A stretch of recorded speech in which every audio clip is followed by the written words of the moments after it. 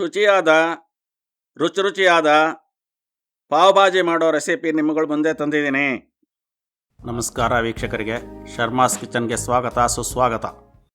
ಬೇಕಾಗುವ ಸಾಮಗ್ರಿಗಳು: ಹುರುಳಿಕಾಯಿ 1 ಹಿಡಿ, ಕ್ಯಾರೆಟ್ 2, ಬೀಟ್ರೂಟ್ 1 ಚಿಕ್ಕದು, ಹೂಕೋಸು 6ರಿಂದ 8 ಪೀಸು, ಆಲೂಗಡ್ಡೆ 3, ಬಟಾಣಿ ನೆನೆಸಿದ್ದು, ಟೊಮೆಟೊ 3 ಫಾರಮ್ಮು 2 ನಾಟಿ, ಈರುಳ್ಳಿ 3 ನಂಬರು, ಕ್ಯಾಪ್ಸಿಕಮ್ 1.5, ಶುಂಠಿ 1 ಇಂಚು, ಬೆಳ್ಳುಳ್ಳಿ 12ರಿಂದ 15 ಎಸಳು, ಹಸಿಮೆಣಸಿನ್ಕಾಯಿ 3, ಬ್ಯಾಡಗಿ ಮೆಣಸಿನ್ಕಾಯಿ 8ರಿಂದ 10, ಪಾವ್ ಭಾಜಿ ಮಸಾಲ ಮನೇಲಿ ಮಾಡಿದ್ದು, ಹಚ್ಮೆಣಸಿನ ಪುಡಿ, ಧನಿಯಾ ಪುಡಿ ಸ್ವಲ್ಪ, ಜೀರಿಗೆ ಪುಡಿ ಸ್ವಲ್ಪ, ಕಸ್ತೂರಿ ಮೆಂತ್ಯ ಸ್ವಲ್ಪ, ಬೆಣ್ಣೆ ಪಾವು, ಹೆಚ್ಚಿದ ಕೊತ್ತಂಬರಿ ಸೊಪ್ಪು, ಒಣಗಿದ ಬಟಾಣಿನ ಹಿಂದಿನ ದಿನವೇ 2 ಹಿಡಿಯಷ್ಟು ನೆನೆಸಿಡಬೇಕು.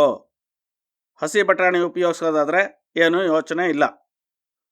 ಮೊದಲು ಬ್ಯಾಡಗಿ ಮೆಣಸಿನ್ಕಾಯಿನ 3 ಗಂಟೆ ಕಾಲ ನೀರಲ್ಲಿ ನೆನೆಸಿಡಿ. ಈಗ ತರಕಾರಿಗಳನ್ನು ಕ್ಲೀನಾಗಿ ತೊಳೆದು ರೆಡಿ ಮಾಡ್ಕೊಳ್ಳೋಣ. ಹುರುಳಿಕಾಯಿ ಸಣ್ಣದಾಗಿ ಹೆಚ್ಚಿಟ್ಕೋಬೇಕು. ಬೀಟ್ರೂಟು ಸಿಪ್ಪೆ ತೆಗೆದು ಮೀಡಿಯಮ್ ಆಗಿ ಹೆಚ್ಚಿಟ್ಕೊಳ್ಳಿ. ಆಲೂಗಡ್ಡೆ ಸಿಪ್ಪೆ ತೆಗೆದು ಮೀಡಿಯಮ್ ಆಗಿ ಹೆಚ್ಚಿಟ್ಕೊಳ್ಳಿ. ಎಲ್ಲ ಆಲೂಗಡ್ಡೆ ಇದೇ ಥರ ಹೆಚ್ಚಿಟ್ಕೊಳ್ಳಿ. ಕ್ಯಾರೆಟನ್ನು ಮೀಡಿಯಮ್ ಆಗಿ ಹೆಚ್ಚಿಟ್ಕೊಳ್ಳಿ. ಹೂಕೋಸು ಕ್ಲೀನ್ ಮಾಡಿಟ್ಕೊಳ್ಳಿ. ಈಗ ಬೇಯಿಸಬೇಕಾದ ತರಕಾರಿಗಳೆಲ್ಲ ಹೆಚ್ಚಿ ರೆಡಿಯಾಗಿದೆ. ಈಗ ಬೇಯಿಸಕ್ಕಿಡೋಣ. ಒಂದು ಕುಕ್ಕರ್ ತಗೊಂಡು ಒಲೆ ಮೇಲೆ ಕಾಯಕ್ಕಿಡಿ. ಕಾದ್ಮೇಲೆ ಸ್ವಲ್ಪ ಬೆಣ್ಣೆ ಹಾಕಿ. ನಿಮಗೆ ಬೇಕಾದರೆ ಬೆಣ್ಣೆ ಕಡಿಮೆ ಮಾಡಿ ಎಣ್ಣೆನೂ ಹಾಕಬಹುದು. ಬೆಣ್ಣೆಲಿ ಹುರಿಯೋದ್ರಿಂದ ಗಮ್ಮಂತ ಪರಿಮಳ ಬರುತ್ತೆ, ಚೆನ್ನಾಗಿರುತ್ತೆ. ಈಗ ಬೆಣ್ಣೆ ಕರಗಿದೆ. ಹಚ್ಚಿದ ತರಕಾರಿ ಹಾಕಿ, ನೆನೆಸಿಟ್ಕೊಂಡಿರೋ ಬಟಾಣಿ ಹಾಕಿ, ಎಲ್ಲ ಒಂದು ಸಾರಿ ಚೆನ್ನಾಗಿ ತಿರುಗಿಸಿ. ನಿಮಗೆ ಬೇಕಾದರೆ ಹಸಿ ಬಟಾಣಿ ಅಥವಾ ಫ್ರೋಝನ್ ಬಟಾಣಿ ಹಾಕ್ಕೋಬಹುದು. ಸ್ವಲ್ಪ ಜೀರಿಗೆ ಪುಡಿ ಹಾಕಿ. ಜೀರಿಗೆ ಪುಡಿ ಇಲ್ಲದೇ ಇದ್ದರೆ ಜೀರಿಗೆನ ಮೊದಲೇ ಬೆಣ್ಣೆಗೆ ಹಾಕಿ ಹುರ್ಕೋಬೇಕು. ಸ್ವಲ್ಪ ಪಾವ್ ಭಾಜಿ ಪುಡಿ ಹಾಕಿ ಎಲ್ಲ ಒಂದು ಸಾರಿ ಚೆನ್ನಾಗಿ ಬೆರೆಸಿ. ನೀರು ಹಾಕಿ. ತರಕಾರಿ ಮುಳುಗೋಷ್ಟು ನೀರು ಹಾಕಿದ್ರೆ ಸಾಕು, ಸ್ವಲ್ಪ ಜಾಸ್ತಿ ಇದ್ದರೂ ಪರವಾಗಿಲ್ಲ. ಮುಚ್ಚಳ ಮುಚ್ಚಿ ಮೀಡಿಯಮ್ ಫ್ಲೇಮ್ನಲ್ಲಿ 4 ವಿಷಲ್ ಕೂಗಿಸಿ. ಈಗ ಮೆಣಸಿನ್ಕಾಯಿ, ಬೆಳ್ಳುಳ್ಳಿ, ಶುಂಠಿ ಪೇಸ್ಟ್ ಮಾಡ್ಕೊಳ್ಳೋಣ. ಮಿಕ್ಸಿ ಜಾರ್ ತಗೊಂಡು ನೆನೆಸಿದ ಮೆಣಸಿನ್ಕಾಯಿ ಹಾಕ್ಕೊಳ್ಳಿ. ಬೆಳ್ಳುಳ್ಳಿ 12ರಿಂದ 15 ಎಸಳು ಹಾಕ್ಕೊಳ್ಳಿ. ಮತ್ತು ಶುಂಠಿ 1 ಇಂಚ್ ಹಾಕ್ಕೊಳ್ಳಿ.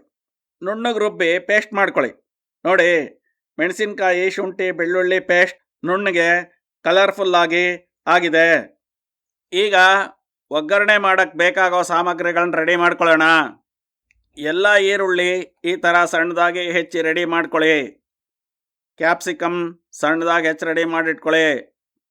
ಟೊಮೆಟೊನು ಸಣ್ಣದಾಗಿ ಹೆಚ್ಚು ರೆಡಿ ಮಾಡಿಟ್ಕೊಳ್ಳಿ. ಹಸಿ ಮೆಣಸಿನ್ಕಾಯಿ ಸಣ್ಣದಾಗಿ ಹೆಚ್ಚಿಟ್ಕೊಳ್ಳಿ. ಈಗ ಕುಕ್ಕರ್ ಆರಿ ತಣ್ಣಗಾಗಿದೆ. ತೆಗೆದು ತರಕಾರಿ ಎಲ್ಲ ನುಣ್ಣಗೆ ಬೆಂದಿದೆಯಾ ಅಂತ ಚೆಕ್ ಮಾಡ್ಕೊಳ್ಳಿ. ನೋಡಿ, ತರಕಾರಿ ಎಲ್ಲ ಬೆಂದಿದೆ. ಬೇಯದೇ ಇದ್ದರೆ ಇನ್ನೂ 2 ವಿಷಲ್ ಕೂಗಿಸ್ಕೊಳ್ಳಿ. ಸ್ಮ್ಯಾಶರ್ ತಗೊಂಡು ನುಣ್ಣಗೆ ಸ್ಮ್ಯಾಶ್ ಮಾಡಬೇಕು. ನಮ್ಮ ಹತ್ರ ಇಲ್ಲ, ಅದಕ್ಕೆ ಕಡ್ಗೋಲಲ್ಲಿ ಸ್ಮ್ಯಾಶ್ ಮಾಡ್ತಾ ಇದ್ದೀನಿ. ಅದೂ ಇಲ್ಲದೆ ಇದ್ದರೆ ತಳ ಅಗಲ ಇರೋ ಲೋಟ ಅಥವಾ ಡಬ್ಬಿಯಿಂದ ನುಣ್ಣಗೆ ಸ್ಮ್ಯಾಶ್ ಮಾಡ್ಕೊಳ್ಳಿ. ನೋಡಿ, ಈಗ ಎಲ್ಲ ಸ್ಮ್ಯಾಶ್ ಮಾಡಿ ರೆಡಿಯಾಗಿದೆ. ಈಗ ಭಾಜಿ ರೆಡಿ ಮಾಡೋಣ.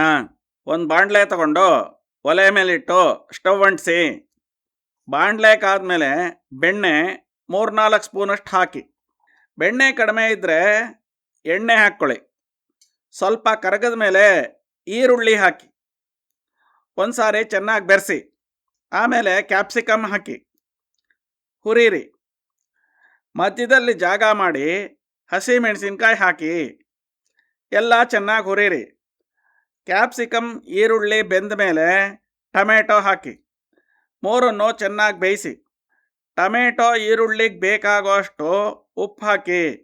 ಬೇಡದೇ ಇದ್ದರೆ ಕೊನೆಯಲ್ಲೂ ಉಪ್ಪು ಒಟ್ಟಿಗೆ ಹಾಕ್ಕೋಬಹುದು.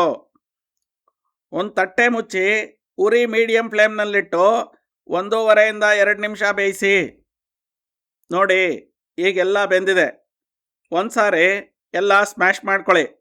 ಸ್ಮ್ಯಾಶ್ ಮಾಡಿದ್ಮೇಲೆ ಮೆಣಸಿನಕಾಯಿ, ಶುಂಠಿ, ಬೆಳ್ಳುಳ್ಳಿ ಪೇಸ್ಟ್ ಎಲ್ಲ ಹಾಕಿ, ಜಾರೆಲ್ಲ ತೊಳೆದು ಆ ನೀರನ್ನು ಹಾಕಿ ಒಂದು ಸಾರಿ ಎಲ್ಲ ಚೆನ್ನಾಗಿ ಕೈ ಆಡಿಸಿ. ನಾವು ಮನೇಲಿ ಮಾಡಿದ ಪಾವ್ ಭಾಜಿ ಮಸಾಲ ಪುಡಿನ 2.25 ಸ್ಪೂನ್ನಷ್ಟು ಹಾಕ್ತಾಯಿದ್ದೀವಿ.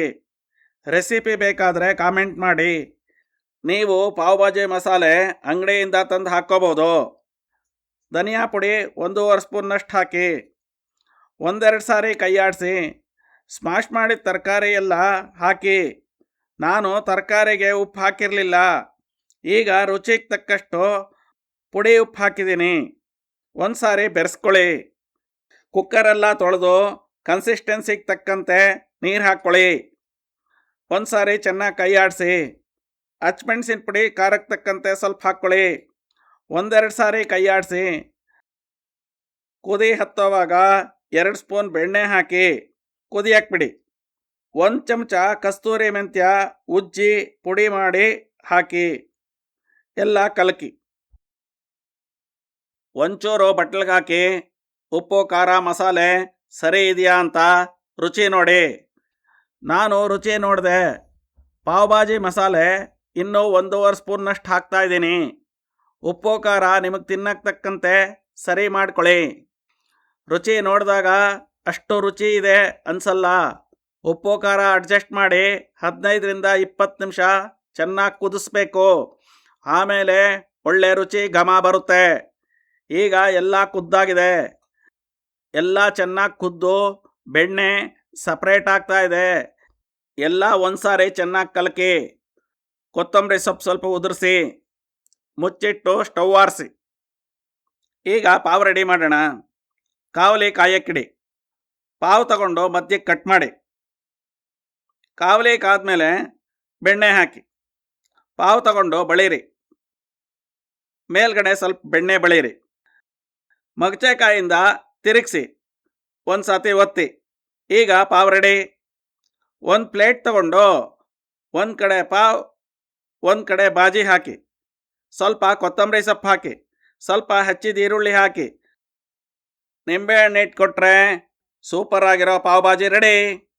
ಈ ವಿಡಿಯೋ ಇಷ್ಟ ಆದರೆ ಲೈಕ್ ಮಾಡಿ, ಶೇರ್ ಮಾಡಿ, ಕಾಮೆಂಟ್ ಮಾಡಿ.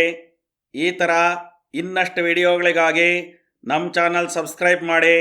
ನೋಟಿಫಿಕೇಷನ್ಗಾಗಿ ಬೆಲ್ ಬಟನ್ ಒತ್ತಿ. ವಿಡಿಯೋ ನೋಡಿದ್ದಕ್ಕಾಗಿ ತುಂಬ ಹೃದಯದ ಧನ್ಯವಾದಗಳು.